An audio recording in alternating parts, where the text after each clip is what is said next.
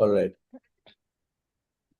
Yeah. So yeah, systems thinking is something that we talk about a lot in the OD certification. I think Santosh took the session for you guys.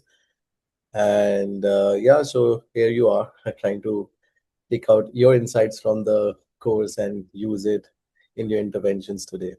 So I'll yield the floor to you, and you can take it from here. And people might will join as we've seen the past session also. Yeah. Okay, thanks so much, Kuvam. So you don't want us to wait any further, right? For more people to join Yeah, in? I think people will keep joining. I've got about 18, 19 people, about 20 people in the room. So, yeah, I think it's start. Okay. Up to you. Okay. So, very good afternoon to all of you, and welcome to this session. It's not meant to be, like a lecture or a training session, really, more of an interactive session. So, I'm Diti, and I have my co-presenter Piyush with me today, and both of us are from the ODCP Batch 22, which just closed in the month of February 2026. So just fresh out of the ODCP program, and here we are. So let me just open up this session with a short parable here. So once upon a time, there was this village, and there was a well right in the middle of it, and the entire village life centered around this well. They drew water from it. Any festivities were centered around it. Everything around this well, and it has always served them well, giving them sufficient water.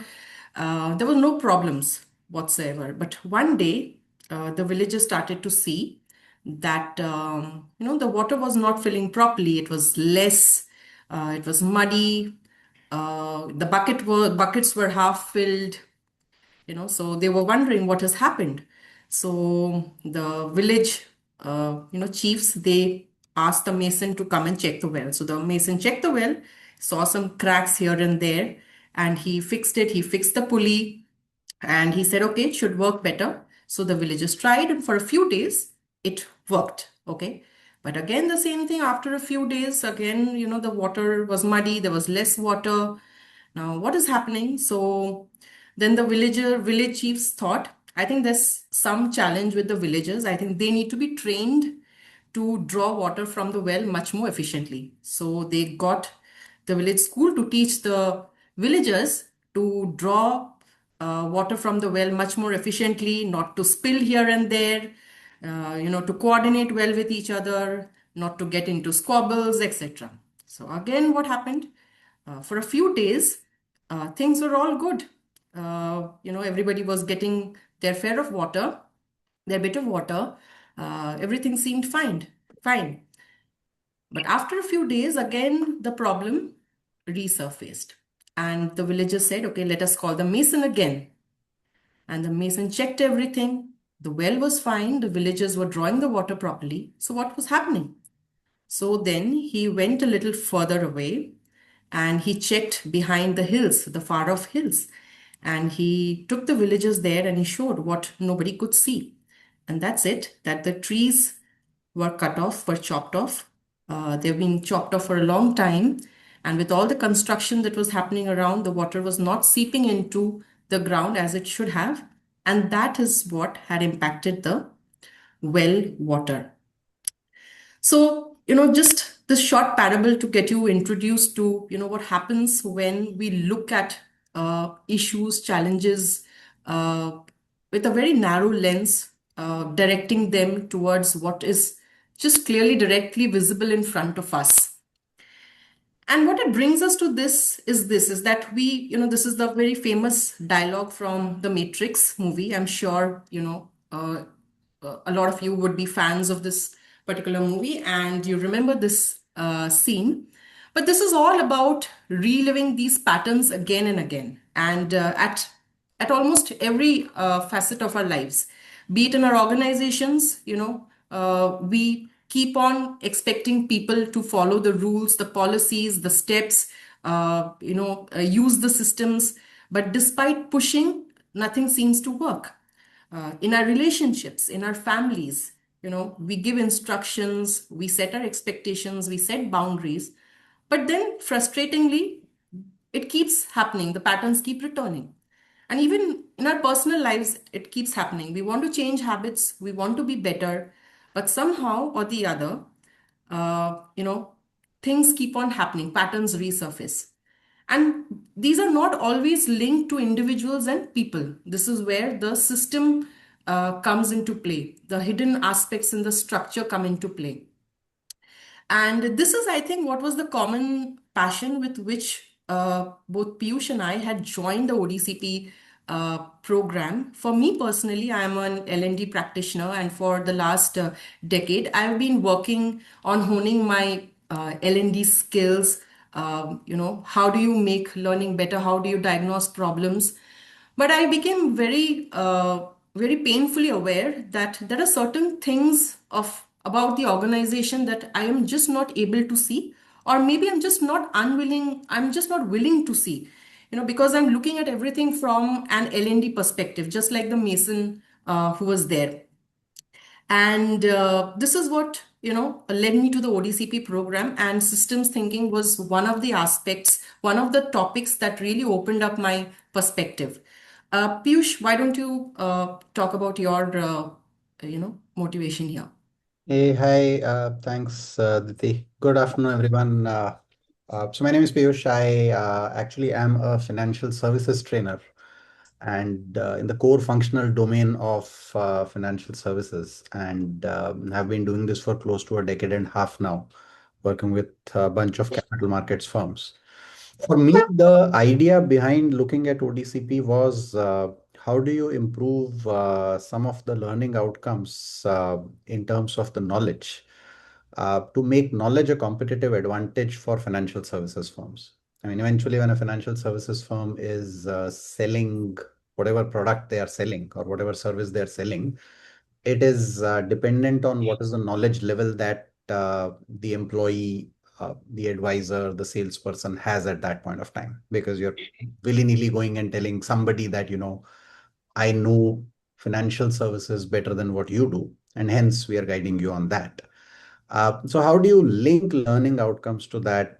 The other point that used to happen in financial services core sort of domain training is that's a very uh, odd field in the sense that there are two different trainers who would come and talk about two different aspects of the work life cycle for somebody.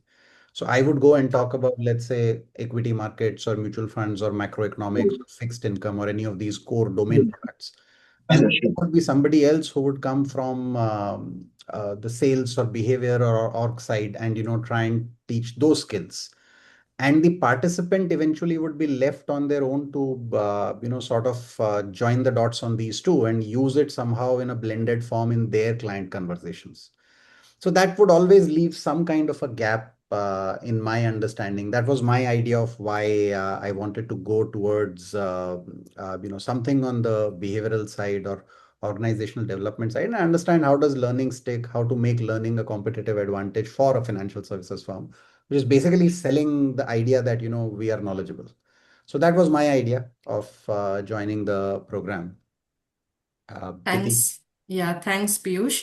And so what are we trying to do today, folks, is that, based on what we have learned in the program, and in fact, the Teach Back being such a core part of that, and both Piyush and I were part of the systems thinking Teach Back, we have used some of those learnings to apply to our current context of diagnosing organization problems.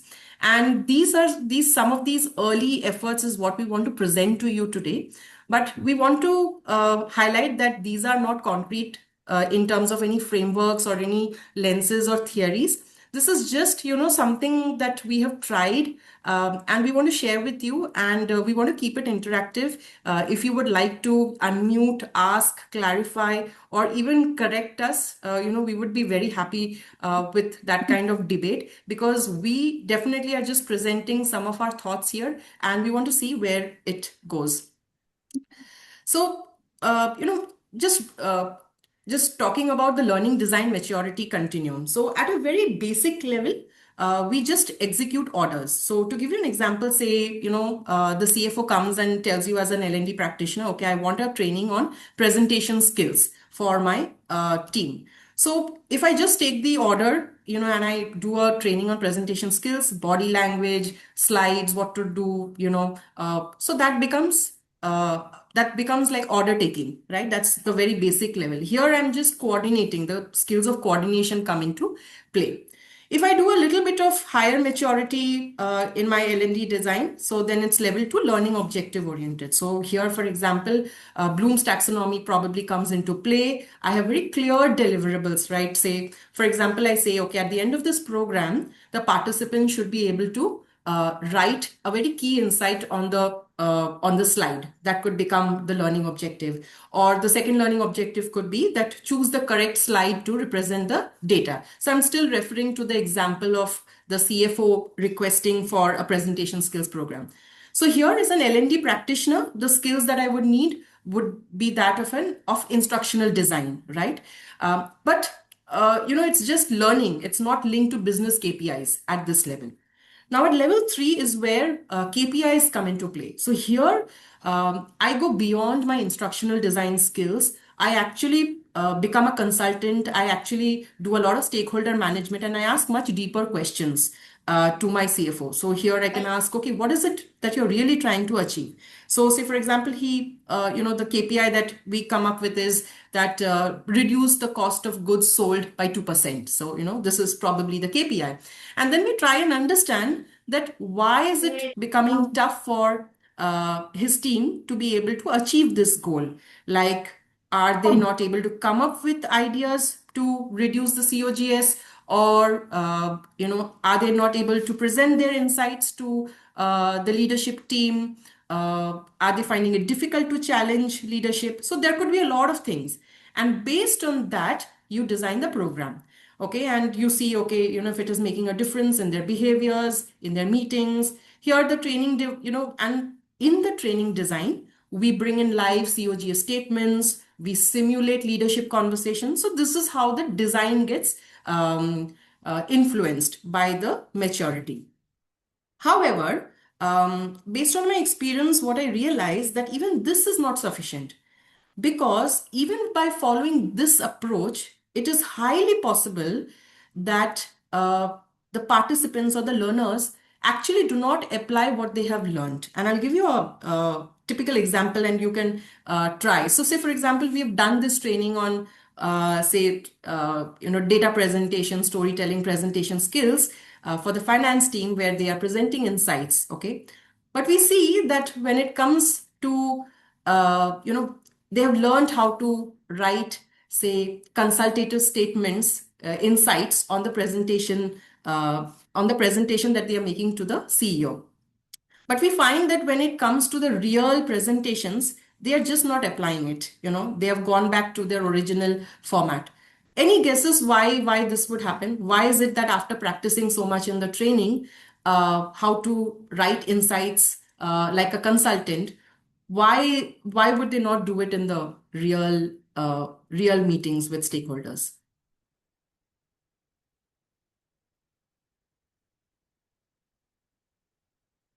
So the answer is actually very, very it's not very intuitive. So what I came to understand is that when you present as a consultant, you write your insights in a lengthy way. Like if you typically look at McKinsey presentations, it's a very lengthy insight that you present. But what we realize that leaders are intrinsically very uncomfortable with slides where the title is very, very lengthy. So what has happened is a very strong internal mental model has prevented participants from actually trying out something. So this was nothing to do with the training design. This was nothing to do with what were the goals. It's just that a very strong mental model that was operating, which is that slides must have shorter titles. That is what prevented the participants from applying what they were learning. So this is just an introduction, and what I would like to highlight here is that what happens is, as L&D practitioners, we think of the learning system as a very standalone system. We think the learner, the trainers, the goals, learning materials, the learning interventions, these are what constitutes the system.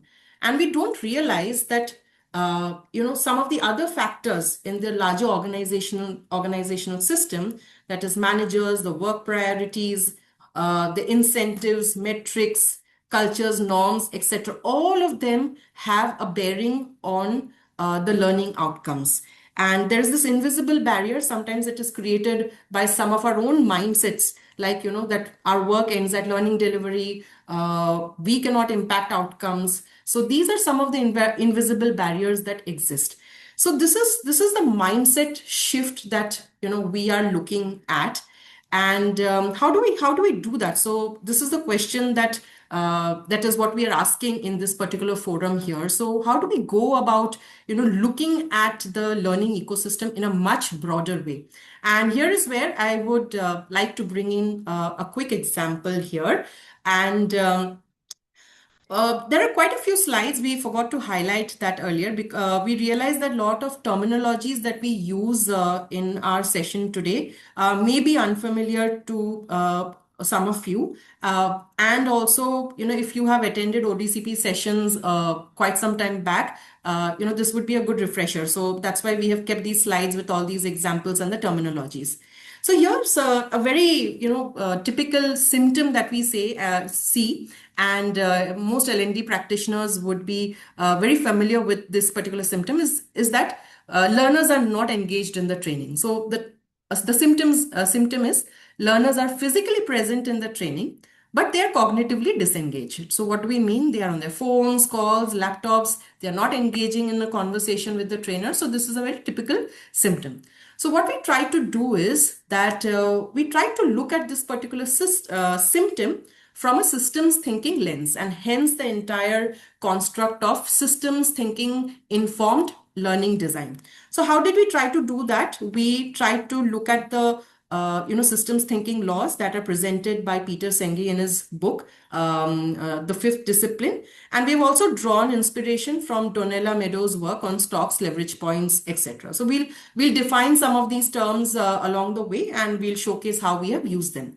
So here, typically, the law that comes into play is that there is no blame. So what we are doing is we are blaming the learners and saying that they are not disengaged, they are not engaged in the training, they are not interested, they are not paying attention. So what systems thinking encourages us to do is to say that there's no blame.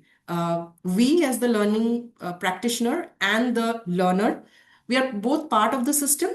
The solution lies in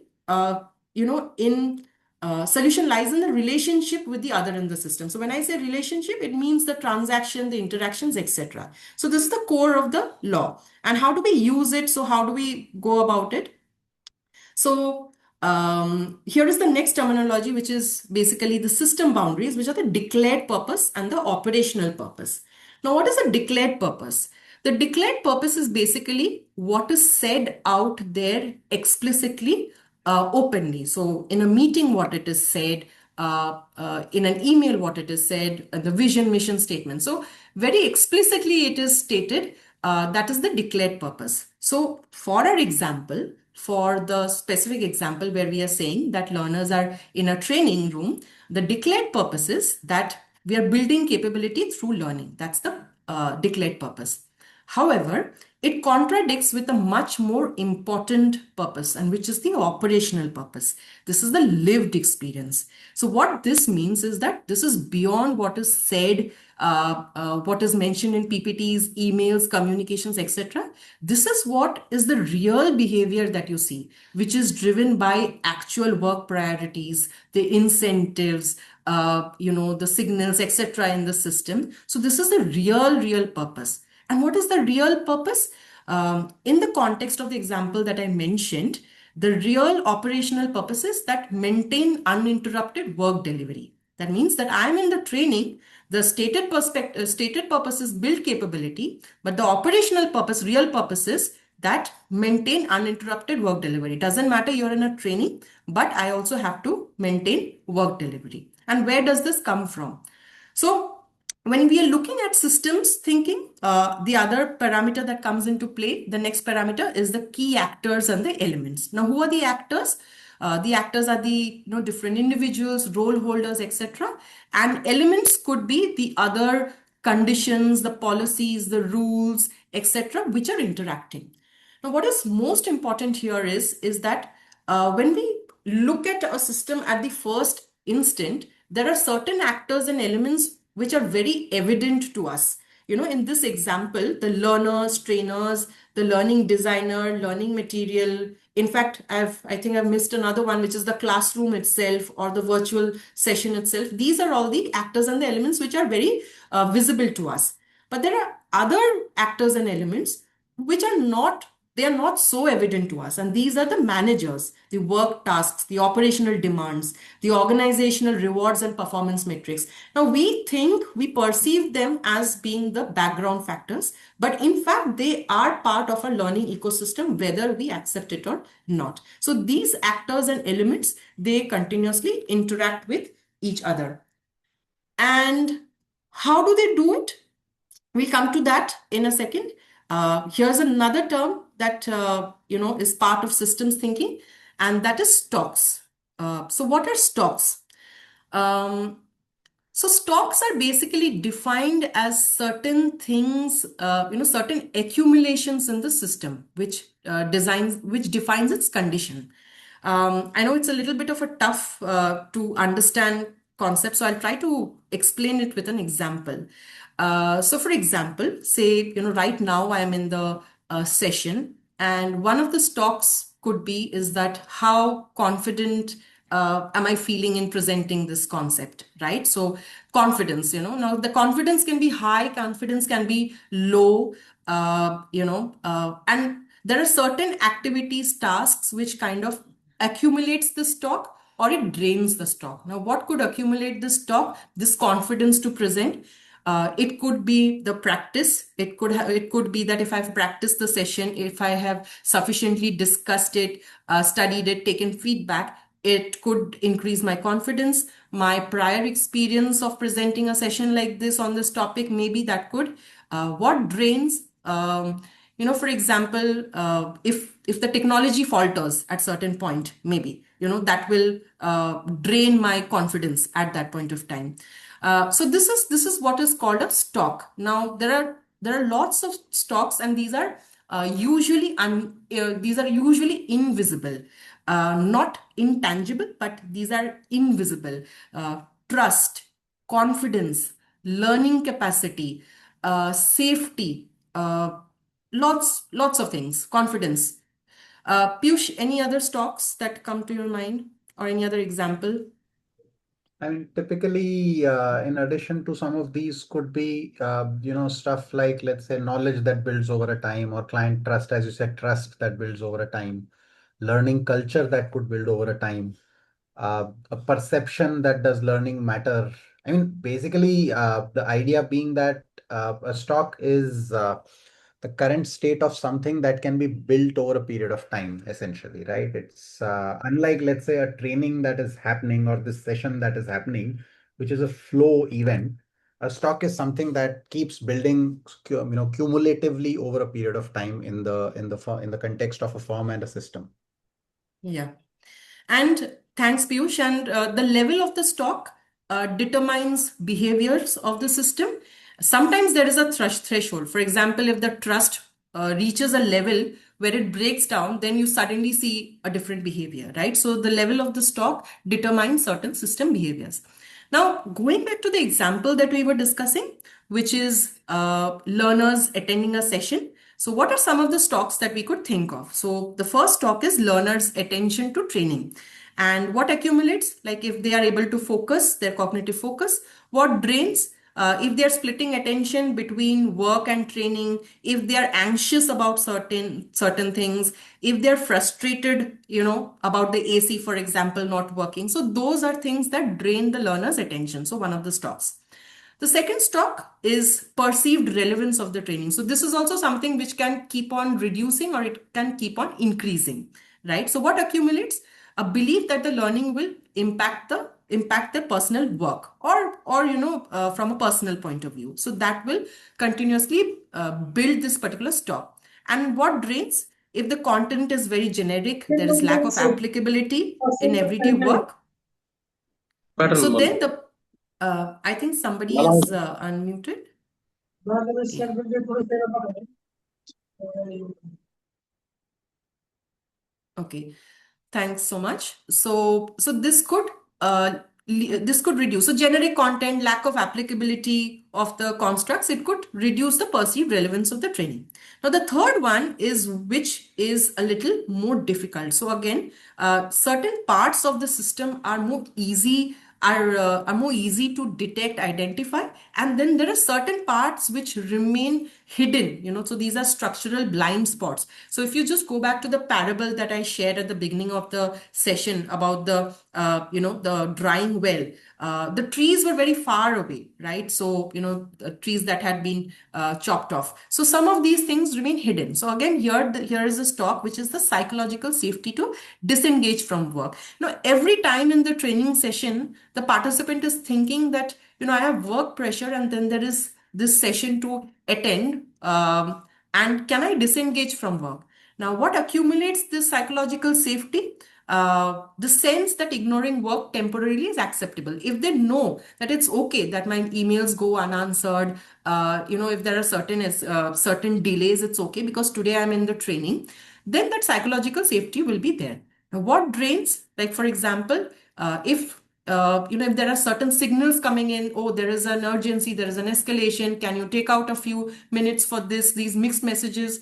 Or there is always this need for responsiveness in the team. In the past, there has been some experience where the individual has not been responsive, and that has impacted their work. So all of these will drain the psychological safety. I'm just going to pause if anybody has any questions with respect to anything that I have shared all this while, with respect to the stocks, with respect to any of the terminologies, actors, elements, the boundaries, anything. Yes, Gauravi, you had a question. Hi, Diti. Hi, Piyush. Yes. I think you guys are doing a great job. I'm quite new to this learning environment, Yeah. so I don't know the basic rules and ways to go about it. It was more about the key actors and elements I was thinking.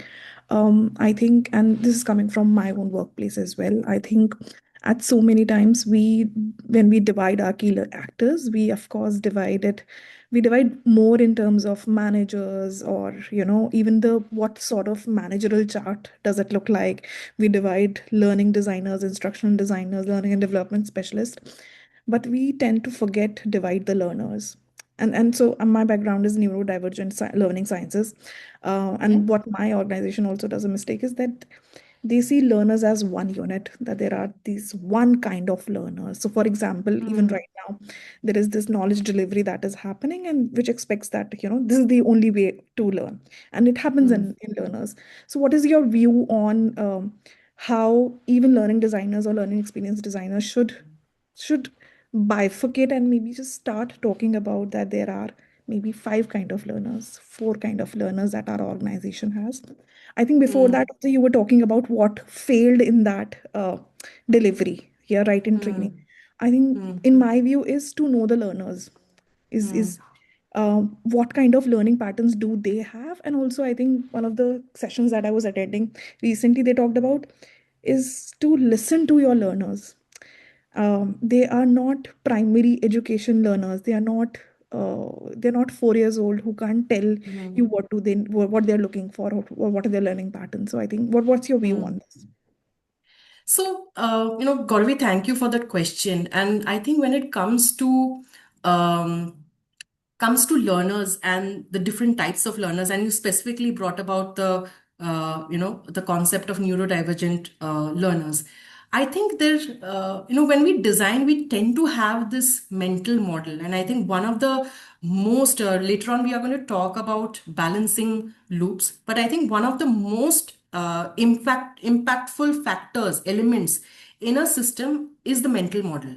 Okay, and this mental model is which is the very dominant perception, thought, mechanism which exists. And like for example, right now in the session, say the way we are designing, and you'll appreciate it from the point of view of learning design, is that possibly it is not accessible in every way, and that is possibly because our mental model is right now possibly limited. Okay, and examining these mental models, and these mental models are sometimes are the ones which are very much hidden, and hence when we are defining these key actors and elements, if these mental models are being used in the system interactions, it's very important to bring them up to the forefront. And that's the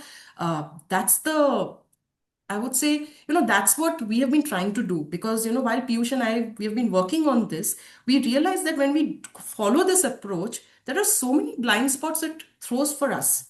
So I think that's the only point of view I have at this point, Gauravi, is that if it is a mental model that is impacting the design and how the system behaves or doesn't behave, it's important to bring it to the surface and make it visible. So then you can start accounting for it and design your interventions around it. Yeah. Yeah. Thank you. Thanks, Gauravi. Anybody else? Anything else that we could clarify?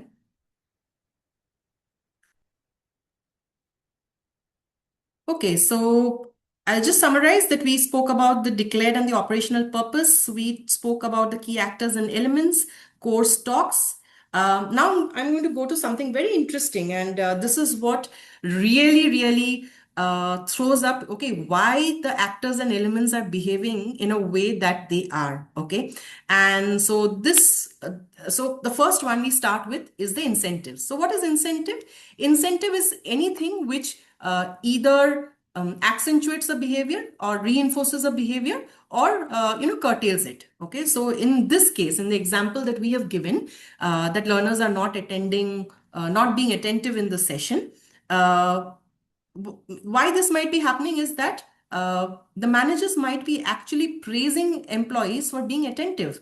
Sorry, for being responsive in the middle of learning. So this could be a reason that he said, oh, okay, thank you, good that you could help me with this query even during training. So this incentive is what is actually driving one of the behaviors. So what is the effect? The effect is that it is pulling away attention from learning towards work. So these are small examples, and in the interest of time, I'm not giving many examples, but I'm sure that in your own context and or even in this context, you will be able to think of more examples of incentives. Okay, so this is incentives. And what are signals?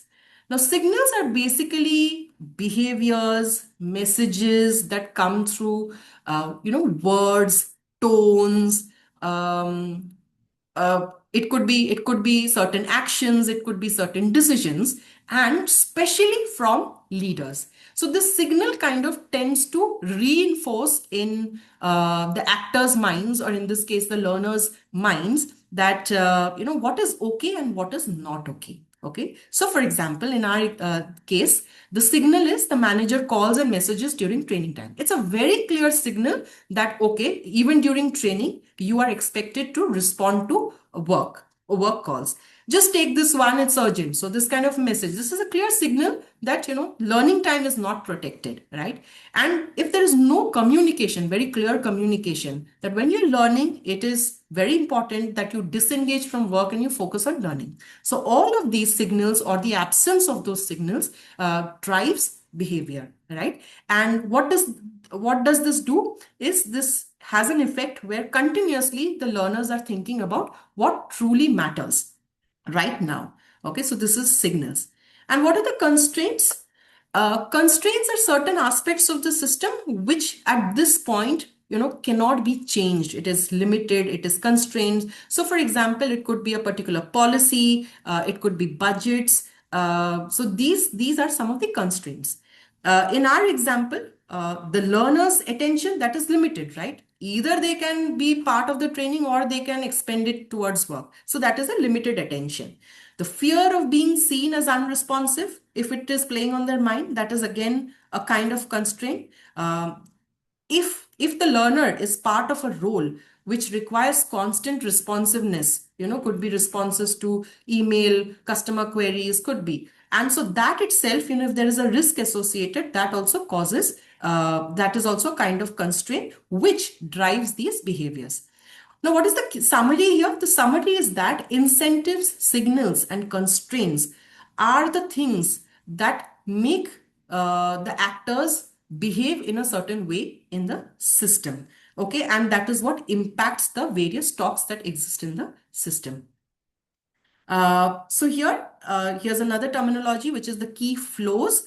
And these are all interactions between the flows that we saw, the actors, the elements that we saw, and the incentive signals and the constraints that we saw. So here's a simple example that, for example, if live work examples are brought by the learners, it will improve the attention stock. So we spoke about the learners' attention stock. So if there are live examples brought by the learners, then the attention will improve.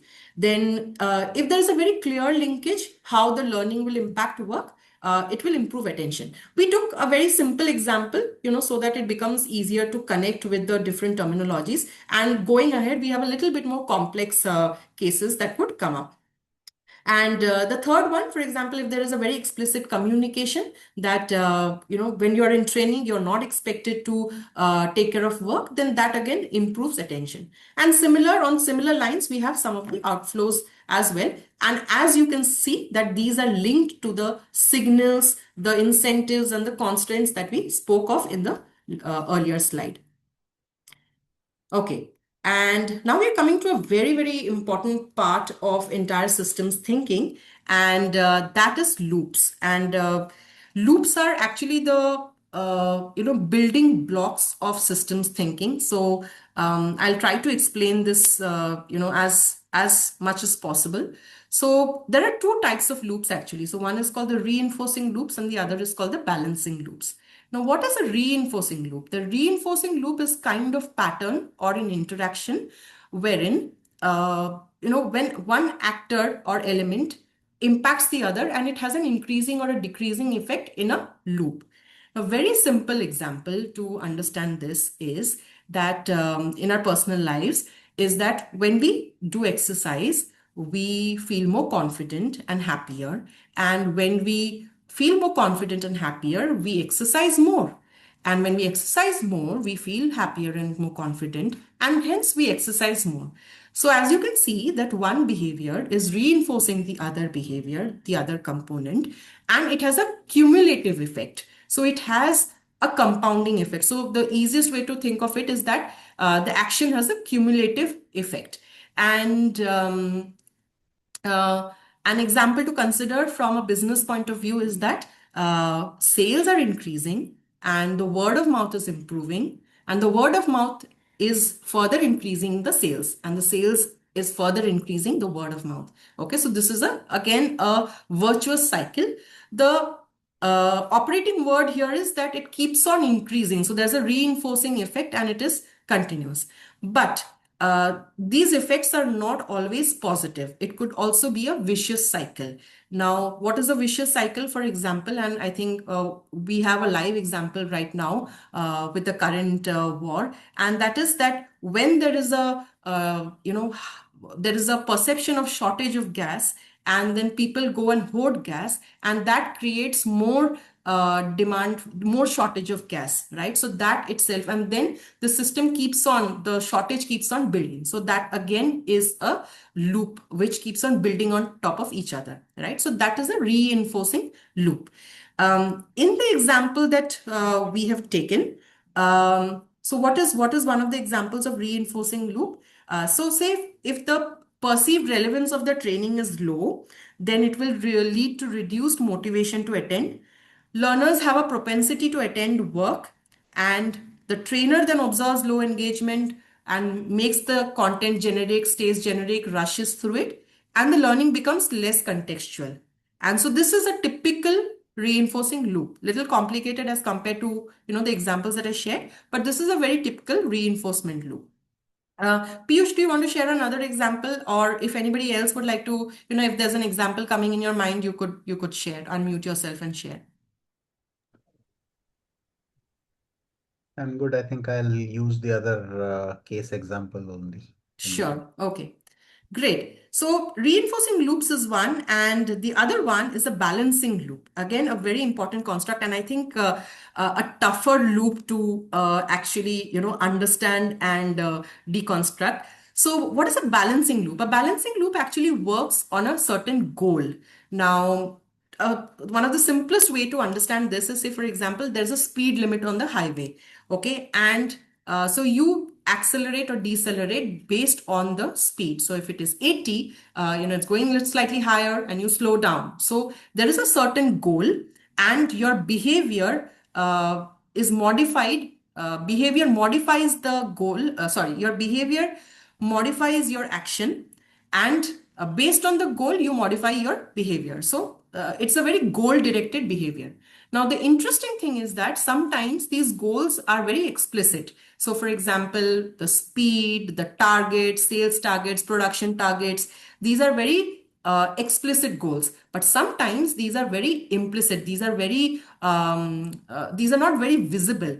And a great example of an invisible goal is, for example, if there is a new platform that has been introduced in the organization, okay, and you're trying to get people to use that platform, but people really find it to, easier to use the manual way. So in that case, you'll constantly see the behavior balancing back to using the manual mechanism rather than using the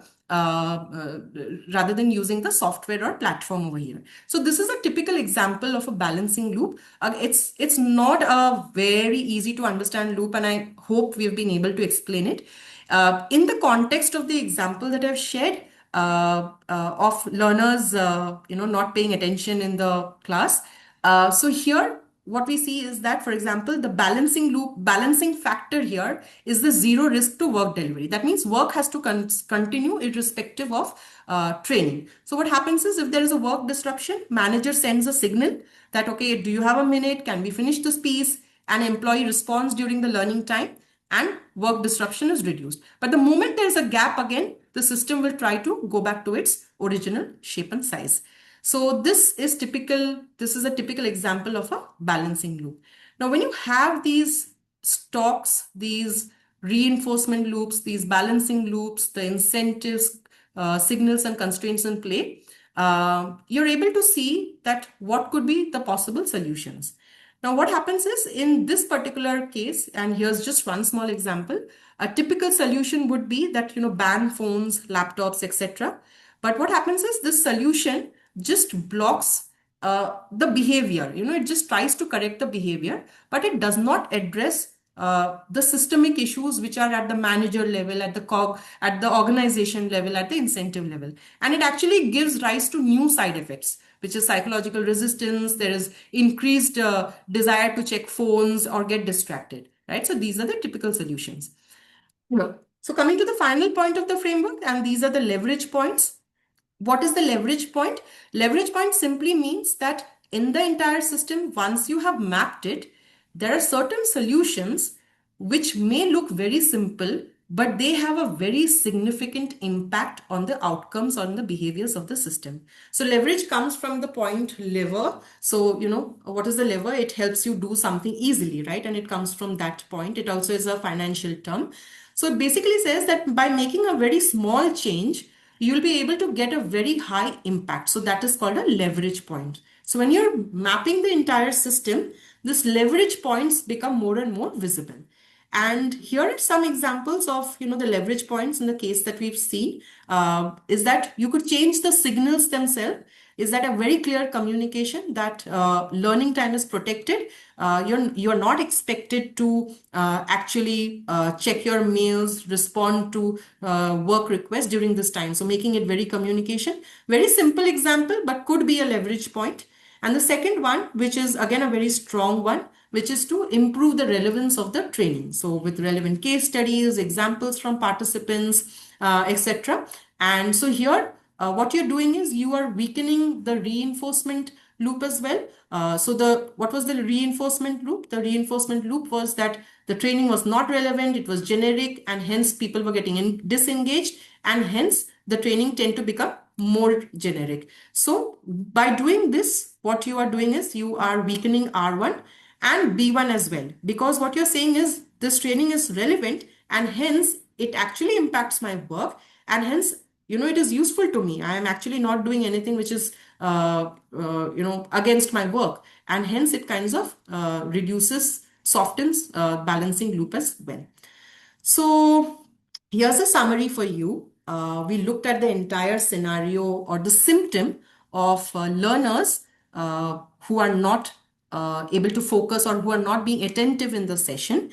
And the law 11 talks about that there is no blame in the system. You don't blame anyone. So learners are not at blame if they are prioritizing work during learning time. So they are not to be blamed. The system is incentivizing responsiveness to work, is what we have seen. There are certain signals which are interrupting the learning time and hence leading to behaviors that we are seeing. Constraints make disengagement from work unsafe. So we saw the constraints that work delivery must go uninterrupted. So that constraint is what is making disengagement from work unsafe. Cure is not behavioral control. Just by banning phones, you can't say that you'll solve the issue. And what we need to do is redesign some of the relationships and interactions so that learning engagement becomes the natural choice. Like it doesn't become a resistance for the learners to become attentive. It becomes the most rational and the natural choice. So with that, what we've done is we have done like explain the entire framework, how we have looked at this with an example. I think we are running a little late on our time, but with that, Piyush, over to you. But I think it would help that if anybody has any questions at this point with respect to the framework, I think that it would be good to clarify before we get into the case studies. Any questions?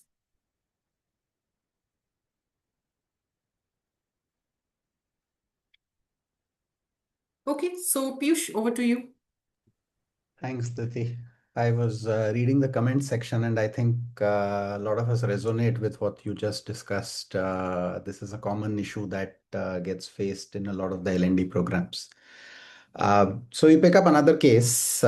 This is now, think of a financial services firm. Even before you sort of read about the case, let me outline a broad idea. At the onset, I'll probably warn that we don't have a solution here.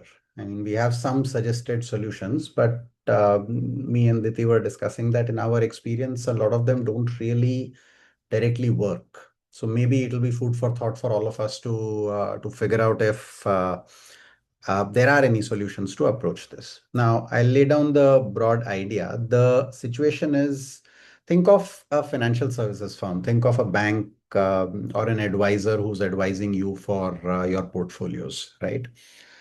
This could be a broker, this could be a mutual fund company, this could be a wealth management firm, this could be a bank who has a wealth arm, and somebody is coming and advising you on the portfolio.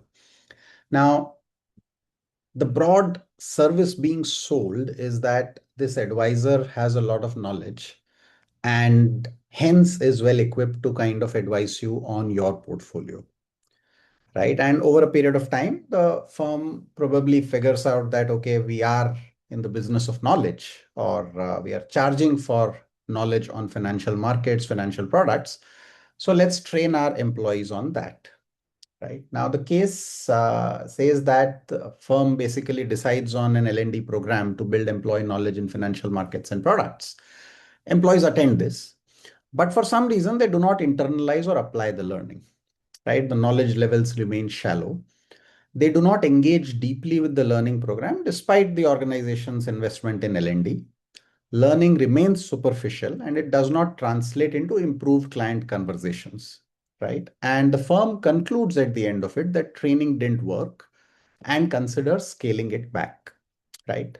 Now, this would have actually come across time and again in my engagements with a lot of these firms. And typically, there are lenses that we can look at it from the purview of understanding what they're trying to achieve and what is really holding it back in that context. So first up, let's examine what causes this entire scenario. Why is the learning not being internalized? Why is this scenario causing a little bit of a trouble? And what could be potential challenges that could be kind of coming up, right? So, Titi, if we can go to the next slide. Some food for thought for all of us for the next few minutes.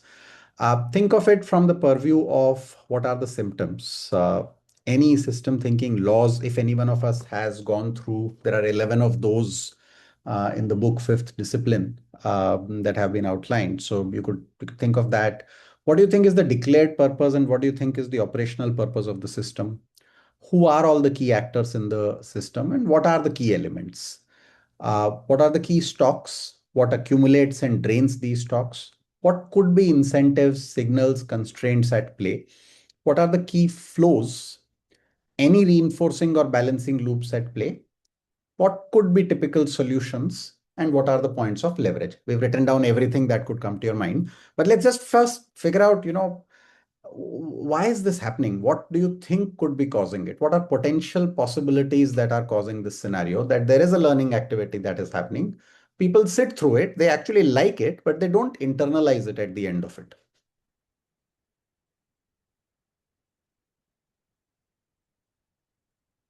Anyone who has any thoughts here? You could unmute and answer. There are no right or wrong answers. Yeah, hi, Yeah. Abhilash here. Sorry, Abhilash, go ahead. Yeah. So I think like the firm is treating training as an intervention when the actual intervention needed is changing the performance environment, like manager behaviors, practice opportunities, accountability, and job design around the training. So Okay. scaling back L&D without fixing these conditions won't solve anything here.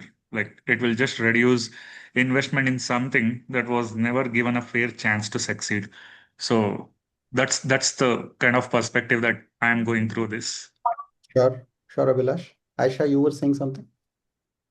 Yeah, I think the stakeholders, before even designing this training, yeah, this obviously the outcomes, is it behavioral or is it technical? And what was the, objective? Because I think the stakeholders need to be properly bought in before, this might have been stemmed as an issue or a concern, because most of the buyout is from the directors of of that portfolio and the mindset of the director of the portfolio, because unconsciously consciously translates it to the behaviors of their employees around. In this context, I can tell with my experience is currently is with the financial controller. That's very typical of being sitting in the manager training but not adapting to the concepts of the behaviors of the manager, while it's very obvious that all the other you know uh, portfolio leaders are able to adapt to this kind of behavioral training. So this is a kind of mismatch, in terms of specifically in the finance field, on the perception of I know it all, and I don't know what the training would be giving me an acceptance of the knowledge which they get through the training, and that gives them an understanding of whether it whether I should really apply it or not. That's the gap I see in my experience. Super, sure. I think I see a couple of these answers in the chat window as well. Arya Bhattacharya, I'm assuming I'm speaking your name, pronouncing it correctly. One opportunity is to apply the learning may be far and few. So they basically sort of go back to the initial state. That's a fair possibility. Also, people may have a different kind of a solution, and to change the solution in terms of actual environment of work may be a little bit difficult. The training may not be, not connected with actual daily work and capability or applicability, and objective of the training was assumptions of leaders, what they need to learn. Okay, fair enough. So there we do have some inputs that have come in this context. Although from this particular examples or cases perspective, the idea was more to, explore, assuming that, everybody is on board on this, at least at the beginning, right? And they understand that, learning is needed. The learner who's sitting in the room also, while this is a very relevant and live problem that in financial services, or any domain for that matter, a domain expert or somebody who has been in a domain for a while would probably resist the idea that, why do I need the learning? I already know it all. So that can happen, but let's assume for the purpose of our case that, people are open to that idea. They come to the room, they say, okay, fair enough, I need this learning. But yet there are certain scenarios or issues that could be creeping up. It's a good assimilation of what all has been given, because these are all parts of the system that we will eventually be talking about, and they will all be interconnected in some form or fashion. So let's actually start from here and build into this as we go along. So if we can go to the next slide. So there are two laws that we are going to kind of invoke here. The first one would be similar to the earlier example we saw, that there is no blame. Everything that is getting involved here, everything that is being invoked here is a part of the system. And there is no outside here. Everything is within that system that has to kind of have the power of either solving it or bringing it back to the initial state, right? The second law is cause and effect are not closely related in time and space. A learning intervention around knowledge is going to have a delayed outcome impact. When somebody learns about, let's say, mutual funds, they may not see the impact of this learning immediately in the next day morning meeting, right? Maybe nobody asked them that question. Over a period of time, somewhere, as the learning keeps building up, the impact will start becoming visible in better client conversations at some point of time. Uh, the opposite is also true. The impact of shallow learning is also not immediately visible. There could be other external conditions that are making it look better than what it is. But when the times get tough, then this gets found out. I'll again use the current market example with that to understand this. So that's the two laws we are going to try and invoke and try and build it into this. If we can go to the next slide. System boundaries, the declared purpose of all these financial services firms would be build deep financial knowledge and advisory capability. Basically, the idea that we are well equipped, we have the knowledge to basically go and kind of work with that respect in the context of advising the customer. The operational purpose or the lived experience that we see at any point of time, however, is maximize revenue and sales output. Now, that is the tension that basically keeps bringing the system back into its place. And the boundaries that are defined are in terms of what is being declared, where we are saying that knowledge is paramount. It is important because you want to go and do what is right by the end investor, by the client. You want to give good advice, and hence you want to kind of be well equipped with the knowledge part. But the operational issue is that there is an issue at revenue and sales output when this learning is going on, right? We'll see how that kind of builds up. So let's go further. Yeah, now there are a lot of actors and elements here. Employees, managers, L&D partners, clients, right? These are sort of the immediate vicinity of the learner, essentially. So the learner is sitting in the room. The manager has kind of dedicated their team to going through a particular learning. There is an L&D partner who could be internal, who could be external, who's basically designing and developing and delivering this program. And then this will eventually get applied in the field where the learner or the advisor is going to go and talk to clients who could have varied levels of sophistication. An advisor could have 100 clients. Most of them may not have a lot of understanding of finance. Some of them may have a lot of understanding of finance. Then there are other elements in this system that play out, which is what is the appraisal and reward system. So is the reward mechanism or appraisal mechanism on having or possessing a good amount of knowledge? Or is it based on the idea of generating good amount of revenues? What are the revenue targets and metrics that kind of come up? What is the content of the training program? Basically, how has that been designed? Does it fit well to what is the exact requirement that comes up? What are the other competitive advisory firms that are there? What are the financial markets doing? So I'll use the term of markets and events specific to today's time. For the last few years, when the markets were doing well and there were no real major events that were playing out around us, as an investor, you wouldn't really be going and picking holes in what your advisor is advising you on the portfolio. But once the markets start coming off, once there are global events that are kind of playing out around you, the propensity to ask a lot more questions increases. Because that increases, that creates a little bit of a challenge with respect to understanding that the knowledge is actually shallow. And then the effects sort of start coming out. So those are the key actors and elements in this problem. Let's move to the next slide. Right. The core stocks here, what builds over a period of time would include, let's say, deep product knowledge or markets knowledge, accumulates through structured learning, continuous practice and application, drains because there is lack of time for learning, lack of usage, as Arya was saying, and focus on selling over understanding. When a firm comes into this tension that, do I have to sell more financial products or do I have to get my employee to learn more on financial products? They invariably end up falling towards the revenue side because we live in a competitive world. A lot of the financial services firms are listed companies, banks are listed entities. They have to live quarter by quarter. So that creates a little bit of a tension in the system that comes up. The second stock is perceived value of learning, right? So how do learners actually believe if there is a value in the learning in the first place? It accumulates through the fact that all employees, managers, and leaders believe that learning improves advisory. If they don't believe this, then this won't happen, right? Nobody is going to come back and sort of question why the learning is happening. That's when the accumulation of this perceived value will happen.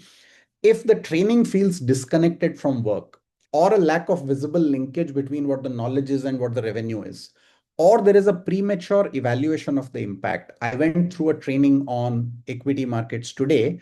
The impact may play out over the next 6 to 12 to 18 months in terms of how well I find myself equipped to answer the queries that I'm getting from the clients. But nobody is actually asking about this improvement that I'm feeling or not.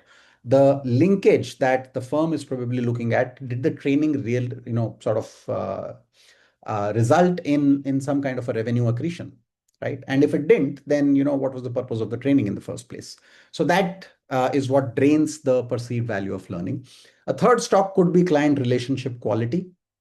If a bank and its employees have strong relationship with the clients, it is built on trust over a period of time. The client, with every single interaction, would kind of come back to the idea that yes, these guys know what they are doing and they are on my side when this is happening. What drains it is if the advisor is giving generic advice, the interaction is very transactional in nature, that, okay, today I call you and say, okay, please invest. Tomorrow I call you and say, please look at another product that has come into the market. Shallow product knowledge. So when you ask me about products, I'm unable to kind of answer those. Uh, or client attrition to competitors with deeper expertise, right? So you realize that a client finds it out, and over a period of time, some competitor will have better expertise and the client would shift to that. So those would be the core stocks. There could be more as well, but we've picked up these as we kind of go along. Let's go further.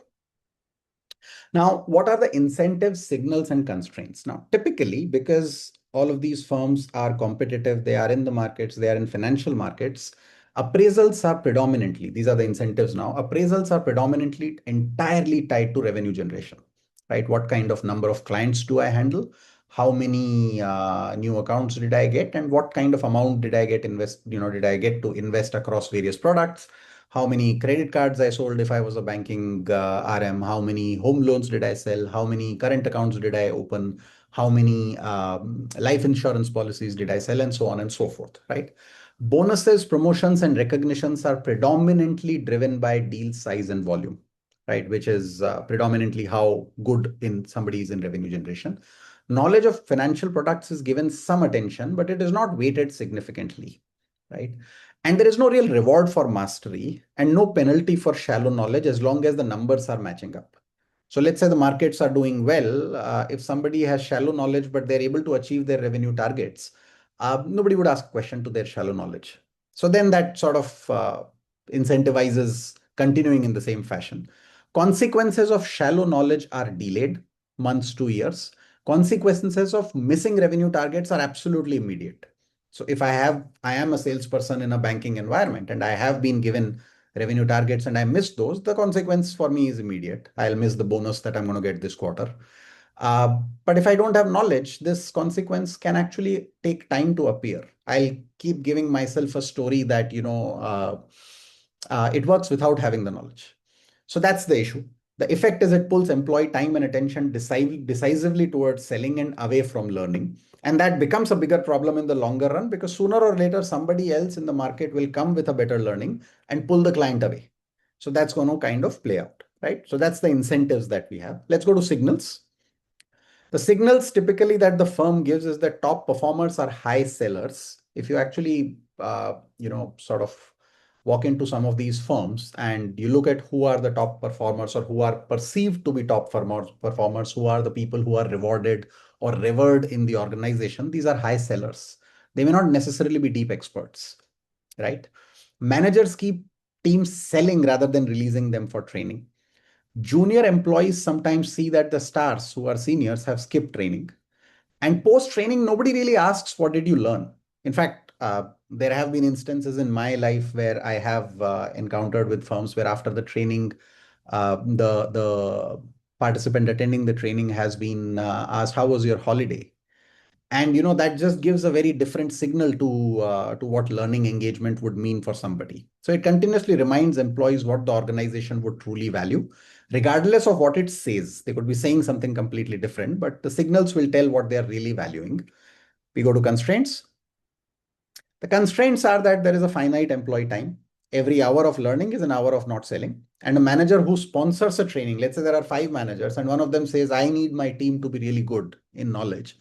This manager will take a hit on the short-term revenue for their team. This manager may actually get singled out at some point. So if another manager was thinking of sending their team to a training, they would stop, right? So that makes choosing learning over selling feel structurally irrational, even when employees know learning would help them long-term.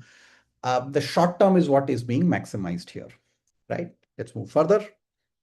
So there are some key flows. I won't get into too much detail here. Deep product knowledge will build with, time allocated to learning, quality of training content, post-learning, reflections, post-call reflections, peer learning. I did something, my peer did something, and so on and so forth. Outflows, opportunity cost pressure from selling time over a period. Employee turnover can happen. Somebody was trained, they left the organization. If the knowledge is not applied, it will decay over a period of time. Next slide, please.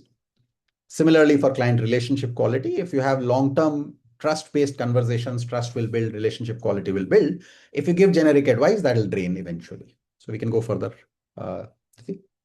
So there are a few loops here now, right? And this is where this gets a little bit confusing, right? As an activity, there is a revenue treadmill loop that comes up and that sort of balances out what is the learning loop that is created. I'll explain that.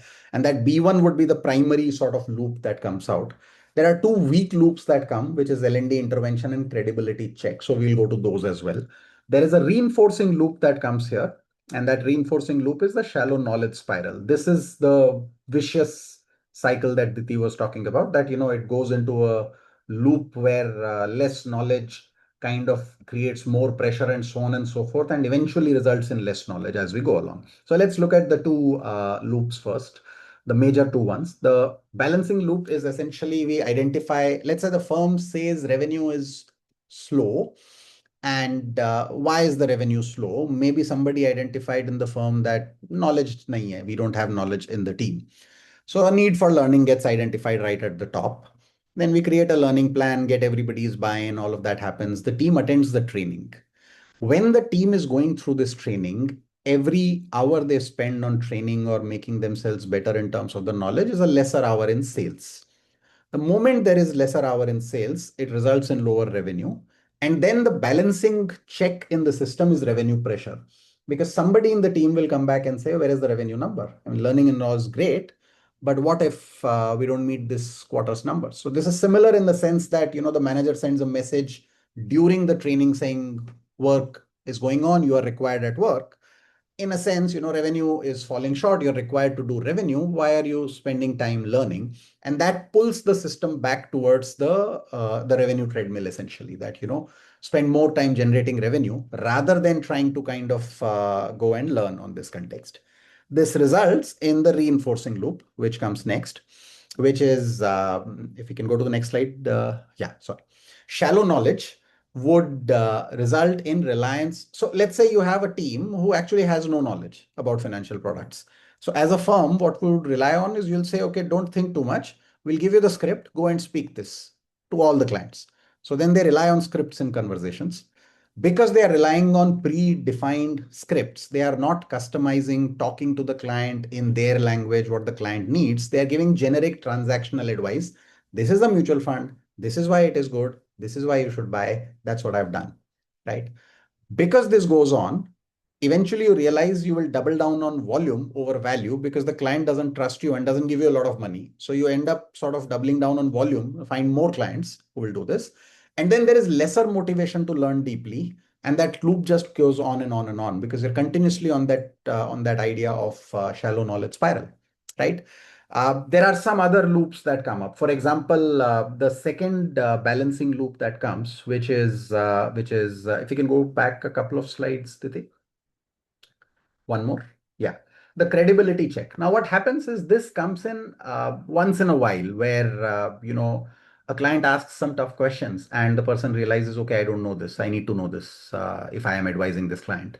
But this is kind of a weak loop because the advisor can always go back to less tricky clients and say, okay, I don't need if I have 100 clients and three of them are a little bit tricky in terms of or sophisticated in terms of asking their questions, why can't I make revenue from the other 97?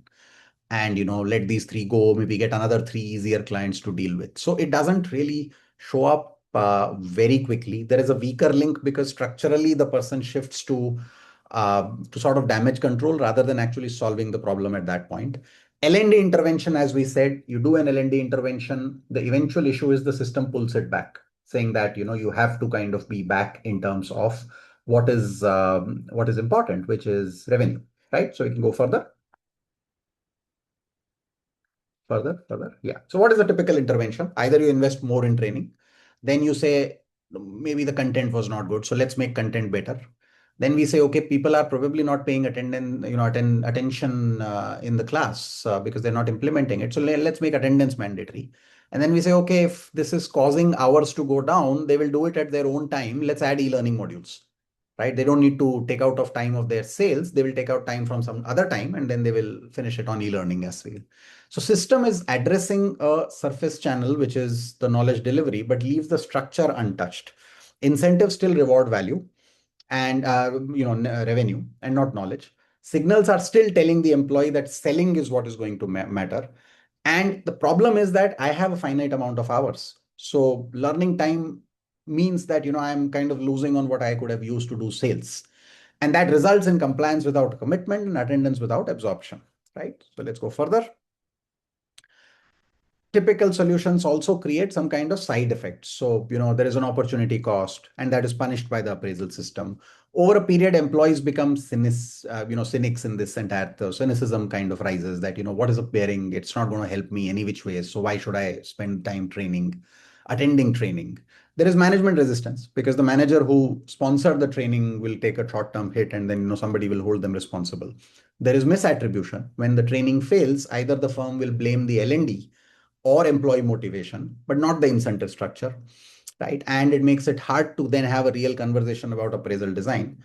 And then, there is a success-based lock-in. Top performers who skip the training actually become role models, culturally reinforcing that pattern within the organization. So that creates a little bit of a challenge on the overall system.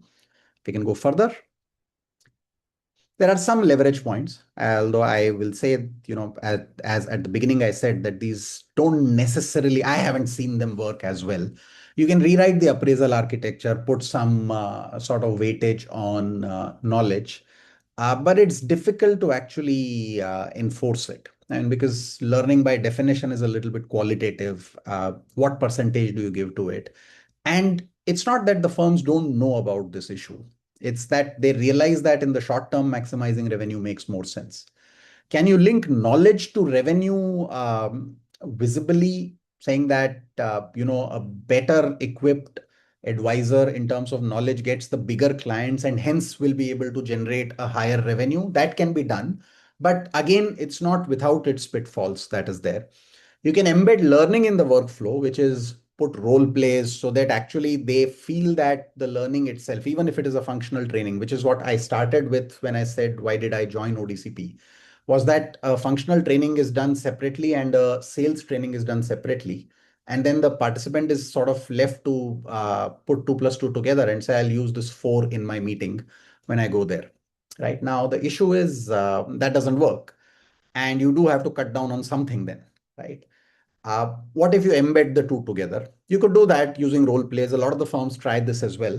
Yet, I, at this point of time, don't have a clear-cut solution on this in my mind, right? Maybe some of us can discuss on. There are other things that can be done. You could possibly put in a functional trainer inside the firm whose only role is to meet all these advisors post client meetings and have a discussion on what went right, what went wrong. So it feels like a process of selling itself that is getting extended. You could, you could add a few more things there, but for them to really work, the system has to understand that over a longish period of time, knowledge has a real bearing on what financial services firm does. And that has to be a call that the entire system has to design around it. Otherwise, it's going to be a little bit tricky, right? That's broadly it from me. I think I'll just quickly summarize on the next slide. So learning and knowledge increase is a system problem. The learning will only stick or can be enhanced when the system design approves it. The benefits of learning appear in the long run with a delay. The problems of not learning also appear in the long run with a delay. So it's not immediately evident what is the issue, right? The implicit goal in the system is revenue maximization. They might come and say, we are experts, we want to be experts in our client dealings and all of that. But at the end, everybody is running after revenue maximization. Nothing wrong with that. It's just that that is the implicit goal in the system. And no single entity is to be blamed for the outcome because the system and incentives keep pulling the attention towards revenue maximization. So that's the construct in terms of what we have here. I have clearly overshot a lot of my time. So Diti, I have left you with lesser time now. But if you have any questions, maybe we can take questions at the end then. No, that's okay. Actually, there are a couple of things. So, firstly, I don't know, whether our trainings leave impact or not, but two things are going to happen after this, Piyush. One is the audience is going to be very wary of their financial advisors after this conversation. And second thing is that I don't know if we have actually left everybody more confused than what everybody started with. So these are the two impacts I am kind of you know guessing might happen. There are a couple of Don't, questions in the, yeah, sorry. please don't go and blame your financial advisor immediately after this. They will come and who knows, I might have actually worked with them at some point in terms Yeah. of my work. But yeah, sorry, you're saying Yeah. something. No, so there are two very interesting questions in the chat, and in the limited time that we have, I think I would like to possibly address those. And Nitesh's question is very interesting, which is that how do we, map the boundary selection? How do we decide where the system ends? And specifically, how do you determine which external factors are critical to include? And if you expand the scope too far, the project itself could be difficult to manage. Nitesh, I think this is a very pertinent question, and I was just reflecting on the process that we were going through. I think the declared purpose very clearly gives you an indication that who are the actors and the elements. So that's the starting point. Okay, that what is the purpose you're trying to achieve, and then what happens is, what are the stops that you what are the stops that are going to result in certain behavior. So once you list that down, I realize that this entire process actually is iterative. So once you put the stocks together and you put the incentives and the constraints and the signals, you realize, okay, there are more and more actors, there are more elements that come into play.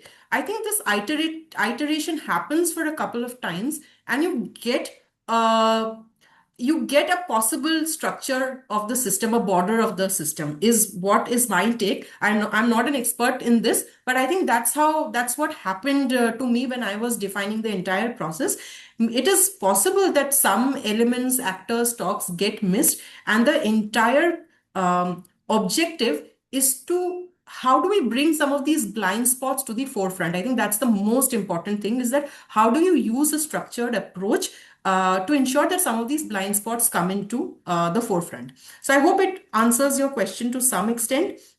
And I think what Gauravi mentioned is attendance is greater than learning impact, and this is very important, because I think what happens is what our stakeholders, our sponsors expect is learning shows immediate results. Okay, but learning doesn't happen like that. Learning itself is a stock, and the impact of it happens across a long period of time. When it is constantly reinforced, practiced, there is deliberate practice, right? So there is one particular law, systems thinking law, which talks about that cause and effect are not correlated in time and space, and that is very relevant to this entire aspect, that we feel that learning has immediate impact, and as L&D professionals, to justify sometimes the investment we have put, we are actually tempted to showcase the impact immediately. We send dashboards, we send, okay, this is the impact which has happened in 3 months and 6 months, and this indirectly feeds the entire loop, which is to say impact is expected immediately. But we need to be cognizant of this, that what do we measure in the short term? In the short term, we need to measure whether the maturity of the thinking, decision making has improved. So just building on Piyush's example, if there are certain practice activities and if the skill levels have improved in handling more difficult customer queries, I think that is what should be measured in the short term. In the long run, how is it impacting the business? Then we have to measure it accordingly. So that's my take on this particular question. Anamika's question: could manufacturing organization unintentionally create a reinforcing loop where production pressures reduce learning opportunities, which weakens employee capability and increases operational issues, further increasing production pressure? How can L&D act as a balancing mechanism in such systems? So, Anamika, actually, this was the core of the case study 2, which was around attrition in a manufacturing setup. In fact, production pressure, manual intensity of work is one of the biggest balancing factors of why learning may not impact performance and outcomes. I am not sure we have sufficient time, but what I'll do is in 10 minutes, I'll try to cover as much as possible. If anybody is keen, do write to the ODA team if you want to explore this further. And, I can definitely do this as another session, definitely. So summarizing the case for you, that's there on the screen. This is about a medical device manufacturing organization, which has a very strict compliance standard, high audit risk, and there is a lot of manual heavy processes and a competitive market for skilled operators in this field. So this particular organization is experiencing attrition rates in its manufacturing division, which is significantly higher than the industry. Exit interviews are citing better job opportunities, personal reasons, while deeper discussions reveal sustained work pressure, aggressive supervisory behavior, and physical and emotional fatigue. Typical responses are focused on managerial training and periodic compensation adjustments, resulting in brief improvements followed by repeated setbacks. So this is the case, and how do we look at it? I'll just quickly take you through some of the thoughts that we put together. So the declared purpose of the system is that reduce attrition by improving managerial capability and employee experience. So the core assumption is that if you improve managerial capability, because the FGDs are showing that manager behavior, aggressive manager behavior is at stake, and it is easy to blame somebody in the system given law 11. So the declared purpose is that reduce attrition by improving managerial capability, but the operational purpose is that produce compliant output at required volumes by any means necessary. It's very important to remember that we are talking about a medical devices or manufacturing organization, and hence the compliance is very high compliance requirement, and hence it is a key driver of manager behavior, and also the volumes. So okay, of course that also plays a role in the entire system. Key actors and elements. I'll just highlight some of the actors and elements who may not be very evident. Like, for example, senior leadership. How do they behave in high pressure situations when there is production pressure? That is very key to impacting behavior. Regulatory bodies, the compliance standards have a key impact in this particular industry. Manual intensive production, that places a lot of pressure on the physical and the mental capacity of the employees, and hence it's an important element. Core stocks, while there are lots of stocks, here I've explained one, which is the production pressure itself, which is basically the gap between the demand, production demand, and the capacity. And when I say capacity, I'm talking of the human capacities that is available to meet the production pressure. And what accumulates it? These are some of the demand peaks, the capacity constraints, manual processes, which makes it lengthier, error prone, attrition. This is important because attrition itself is not just the symptom. Attrition also impacts the production pressure, because when there is attrition, it reduces the capacity in the system, thus creating more pressure, and hence it is also impacting production, right? So this attrition is also a key factor here. Drains through automation, staffing buffers, explicit trade-offs on output. Automation, like if there are certain parts of the process which are physically very demanding, error prone. So if you are going to include automation, it will impact the production pressure. But from a systems thinking point of view, it is important to remember that automation itself also has certain side effects that emerge from it, right? So these are some of the ways that production pressure gets drained. Some of the other stocks which are important for this particular case study are burnout, compliance fear, psychological safety, especially if you are, in this particular industry, and if you are if you have to follow very complicated SOPs and there's a lot of compliance. So psychological safety to make mistakes, for compliance deviations, these play a very important role, and hence this is an important stock. Meaning of good leadership, and this is especially under pressure. Like, what indicates that you are a good leader, and especially under pressure? Is it how are you managing? Are you delivering on the numbers? How are you managing your aggression? So all of these, these build the stock. Perceived benefits of staying. Employees are at every time they are evaluating the pros and cons of staying back in the organization, given the pressures, given the compensation, given the safety, given the burnout, etc. So this again is a stock. What are some of the incentive signals and constraints? From an incentive point of view, supervisors rewarded for throughput and compliance. Now, one of the most important, insight from this slide, if I would, ask you to take back, and that is the risk asymmetry. So what this means is that when there is attrition, who bears the cost of it? Okay, right now there is no way that the supervisors bear the cost. Okay, so they are rewarded for throughput and compliance, they are not rewarded for retention. So who bears the cost? It is HR who bears the cost of attrition through various, it's in their KRA, they have it in, they are supposed to lay down the systems and policies. So the risk asymmetry is very high, and this is something that you must keep in mind when you are analyzing any system, that who is bearing the risk for that particular behavior, for that particular goal. From a uh, from a signal point of view, I think one of the most important things that we discussed is that how do senior leaders display aggression during crisis? Because it's very easy to say that, we should not be aggressive. Respect is more important than the numbers. But if you see that in a leadership meeting, and if there is pressure, and if senior leaders are displaying aggression, that sends a very clear signal as to what is operationally more important. Okay, so the perception of competent leadership becomes strengthened in the employees' minds.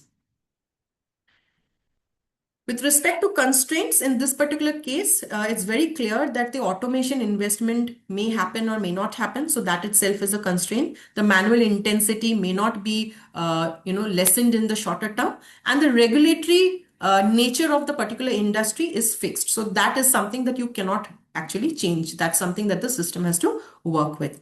So here are some of the reinforcing loops. Very simple. On the left hand side, you have the pressure attrition loop, which is production pressure increases, burnout increases, attrition increases. What I missed to mention here is that there's a delay between burnout and attrition. So it doesn't happen immediately. So when burnout, when there's building burnout, so attrition shows up after some time. So it's sometimes very difficult to actually link attrition to burnout.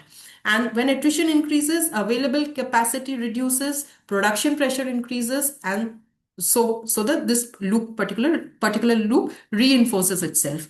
And then on the right hand side, we have a compliance fear loop, which is very key, very unique to this particular industry, which is the compliance fear is very high. And to maintain that compliance, manager aggression builds up.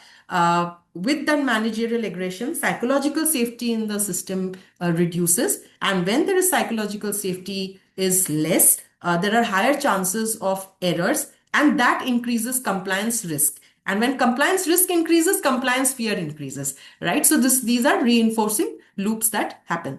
What are some of the balancing loops? Very simply, on the left hand side, if there is a very high gap in production numbers, what you have to achieve, there is high pressure. In that high pressure, it is easy to use aggressive manager behavior. And in the short term, the production target reduces, or the gap reduces, I'm sorry. So the production target is a balancing factor. On the other hand side, it's a very similar kind of, balancing loop, which is, you give training to manager behavior. So there is high production pressure, there is aggressive manager behavior, manager training is given. However, it improves for the short term, which is improving the manager behavior improves. However, since the surrounding system, the surrounding structure has not changed, there is no improvement in automation, there is still high compliance need, hence the demand capacity gap is still there, and hence the production pressure will remain, and hence the chances that aggressive manager behavior will pop up is very high. So the situational triggers still exist. I think I'm going to skip all of these because we have kind of covered these in some parts or the other. Let me close with the leverage points. Is that I think one of the most important points to consider here is that you have to redesign the entire production capacity match, which is to say that can you have sufficient capacity to ensure that there is less fatigue, there is sufficient automation so that there are error chances are much less. The second leverage point again comes from the risk asymmetry that I spoke of. So can you make attrition, burnout signals, and psychological safety owned by the line as well? And the third leverage point, of course, I think a lot of us will relate to is that how do you lead from the top? So how do you change meaning under pressure? So how do you get senior leaders to model respect when numbers and audits are at risk? Similar to what Piyush had reflected, I think these leverage points are good starting point. Might be very difficult for us to consider implementation immediately. But the lens that I would like to, I would like to leave all of you with is that if you are designing a learning journey, learning pathway, learning experience, and if some of these leverage points are not in place, there is a high chance that your learning design will not have the necessary impact. So this is one lens to consider. So just closing with the summary for this particular case, though we could not go into much detail of this, that attrition in the system is not a moral problem or just managerial capability or just a pay problem. It is the response of a system where pressure of the compliance and production output is so high and it is absorbed by the human capacity. And the only way to stabilize this is if the pressure is reduced structurally by looking at the gaps between the demand and the capacity. Risk is distributed, so attrition risk is also distributed to the line because it's a cost again in itself. And respect is demonstrated precisely when it is hardest to demonstrate, that is from the senior leadership. And with typical responses, behavior and outcomes will improve temporarily till the system corrects itself. So, typical responses like managerial training, compensation adjustments, this will improve the system temporarily. Sorry, it will improve the outcomes temporarily till the system again corrects itself. With that, we have come to the end of the session. If there are any questions, definitely can take those. Otherwise, thank you for a very, very patient hearing, all of you. Aditi, I think one question in the chat box Yeah. for you.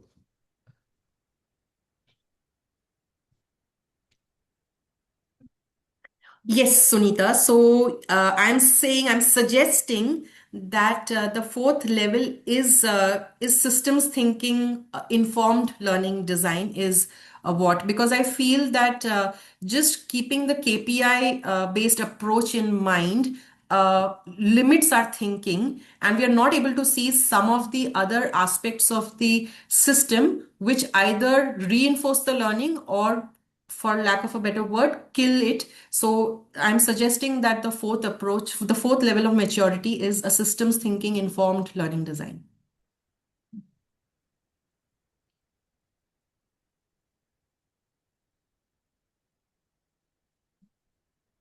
Thank you so much. And I think I personally like the questions a lot because it really forced us to, think and look at our own assumptions. So, Piyush, I think that was good. Oh, absolutely. Lovely looking at all the questions, thought-provoking. And hopefully you guys like the session as well. Do read up on systems thinking. It is fun to kind of go through some of these and also apply this lens on a bunch of other things in life that would be useful. So that's it from us. Thanks a lot. Yeah. I've left